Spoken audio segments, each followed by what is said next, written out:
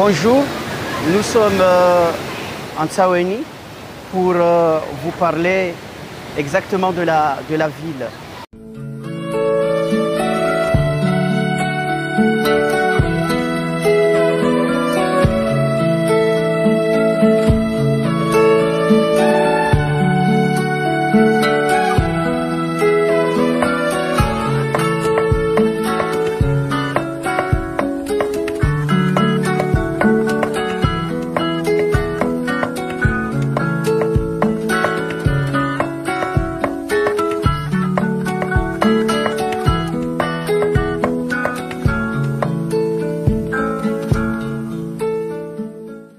Selon la tradition orale, Tsaweni a commencé sur le site du Boni. C'est en dessous du village de Chamlé. Selon des chercheurs, selon des historiens locaux, c'est plus précisément des coulées de lave qui sont descendues jusqu'à ce site et les occupants ont dû fuir pour ne pas être décimés par les coulées de lave. Ok, et du coup, lorsqu'ils ont fui là-bas, c'est ici qu'ils ont retrouvé refuge. Selon la tradition orale, les occupants, c'est-à-dire ceux qui ont échappé à la mort, se sont dirigés vers le nord. Les gens de ce village, les occupants de ce village de Mboulemdjini, étaient composés de beaucoup de clans, de plusieurs clans. Ok, et quels étaient ces clans, par exemple?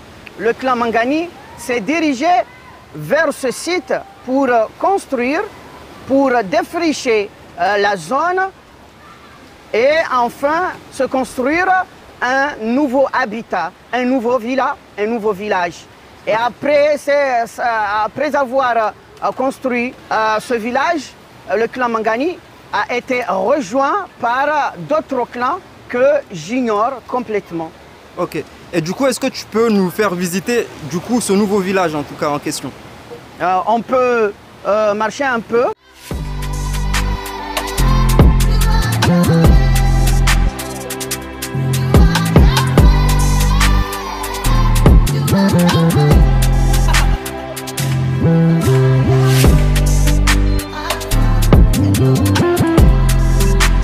Dans le passé, ce site était utilisé comme un palachio et une mosquée.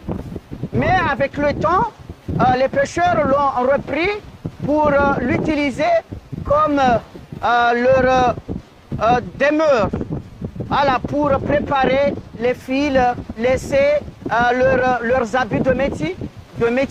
Ce sont des fortifications, ce sont des structures d'un rempart ou bien des structures d'une ancienne ville, d'une ancienne Tsaweni autre que le Mboulemdjini. C'est une question, c'est une hypothèse. Nous sommes dans un champ à la recherche de structures d'une ancienne ville ou bien d'un ancien village. Ce n'est pas uniquement dans ce champ, dans ce site, où on peut trouver des structures d'une ancienne ville. Il y a les autres champs. Et c'est vers l'est. On peut trouver les mêmes structures d'une ancienne ville. Ce ne sont pas des structures, je le répète, ce ne sont pas des structures d'anciennes fortifications ou bien d'anciens remparts de la ville de Tsaweni, de la ville actuelle de Tsaweni, mais des structures d'une ancienne ville. On pense que c'est une autre Tsaweni. D'autres pourraient dire que c'est le Mboulemdjini en question, mais on s'attache à la tradition orale pour dire que Mboulemdjini c'est dans le site de Bo. C'est dans le site de Boni. Si on prend en considération que ce sont des structures d'une ancienne ville, on pourrait aussi dire que Mtswamuinza pourrait se trouver dans ce site. Et dans ce cas-là, pourquoi les gens s'attachent autant au site actuel? Bon, c'est un problème de vision. Voilà. Eux, ils ont la tradition orale dans leur tête.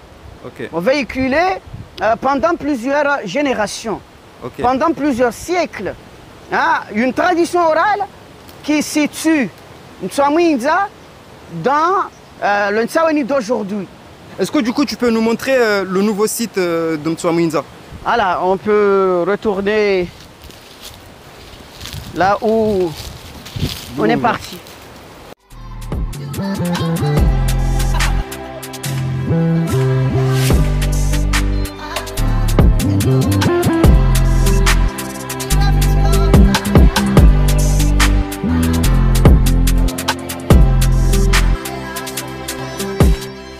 C'est la mosquée de Mtsamouinza. Ok. Voilà, selon la tradition orale. Ouais. Mais en dessous de cette mosquée, il y a des ruines d'une ancienne mosquée Ok. datée par les archéologues au 7e siècle. Ah, c'est une ancienne mosquée de Vendredi, découverte par une équipe d'archéologues en 2010. Ces archéologues pensent que cette ancienne mosquée de Vendredi pourrait être celle construite par Mtsamouinza, puisque cette ancienne mosquée de Vendredi date du 7e siècle. Il y a le mimbar, il y a le mihrab, et la découverte la plus frappante, c'est une empreinte d'un pied. Tu vois très bien l'empreinte. Mais ce qui reste à élucider, c'est la personne de Mtsamouinza. Ben Ali a conclu que Mtsamouinza, c'est donc un personnage du XIIIe siècle, puisque son père, Fesma, c'était un roi du XIIIe siècle, un Béja de Bata dans l'Issandra. Mais ce que ces messieurs ignorent, ces historiens, c'est que dans une dynastie, plusieurs rois peuvent porter un seul nom commun. On pourrait dire qu'il y a eu plusieurs Mtsamouinza, comme il y a eu plusieurs pharaons, plusieurs Ramsès. Selon la tradition orale, c'est le mausolée de Mtsamouinza et de Mohammed ben Othman.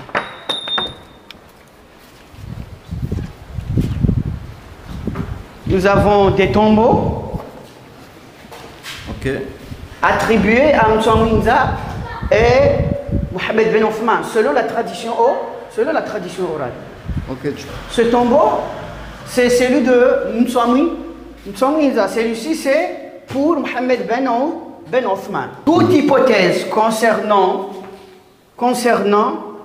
la personne de Mtsamouinza et concernant ces tombeaux est recevable, puisque nous ne disposons pas de preuves sûres, de preuves archéologiques, ou bien des preuves écrites qui datent de l'époque de Mtsamouinza. Tsaweni d'aujourd'hui a commencé ici, commencé au nord, se dirigeant vers le sud, l'est, etc. Voilà comment la ville de Tsaweni s'est étendue.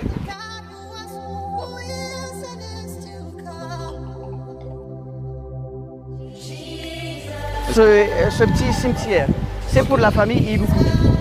Mais ce qui est frappant, c'est la forme. Bon, nous voyons plusieurs tombeaux de structures de bâtis différents. On pense que certains tombeaux appartiendraient à des Portugais et d'autres, c'est pour des Tsawéniens. Ok.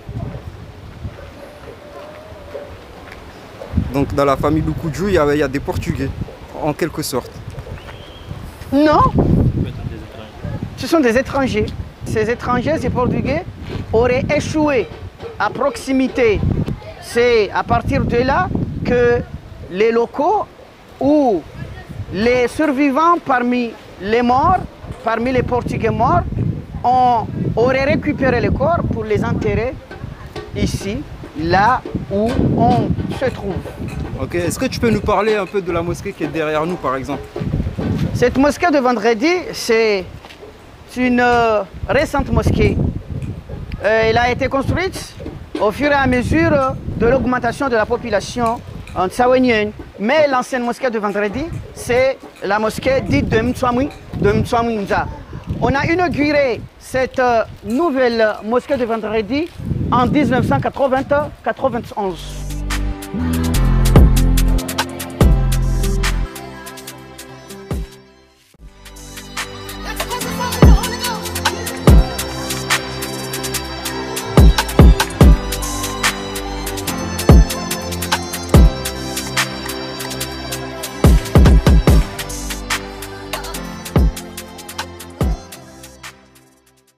sommes dans la place de Mjihari, la plus ancienne place publique de Ntsaweni. Ok. Voilà, c'est le cœur. Anciennement, c'est le cœur de la ville. En Chikomori, c'est le Harimamji.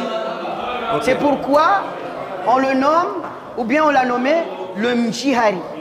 Ok. Voilà, c'est le sous-quartier de Mjihari. C'est la place publique de Mjihari. Ok. Il y a le Darajou, Ok. il y a le Shindoni, la place publique des pêcheurs. Pourquoi le Shindoni? C'est parce que dans le passé, on a utilisé ce site comme un marché, avant de devenir une place publique des pêcheurs. Puisque les pêcheurs voulaient leur place publique Ok. à eux, Ok. Ça comme les gens de Mjihari et de Darajou. Ok. Mais c'est après avoir construit un nouveau marché Ok. pour les ventes. Ok. Même les vendeurs et vendeuses des autres villages environnants venaient ici, jusqu'ici, pour vendre leurs produits. Et chaque village avait sa place Ah. ici. Ah oui, oui, oui. É costume de sair. Salam alhamdulillah. Ndoa sendara nge embatangu numhogo. Salam alhamdulillah. Ndoa sendara nge embatangu numhogo. Ah, o onde eu ocupe. Eu se enregistrement. Eu se enregistrement définitif. Ndoa sendara nge embataza. Maintenant, on se dirige vers la place publique de Darajou. Ok. Est-ce que tu peux nous parler un peu de cette place publique? C'est la place publique d'Arajou. Ok. Et Mais la place traditionnelle a été démolie, a été détruite. Il ne reste que les portes d'entrée.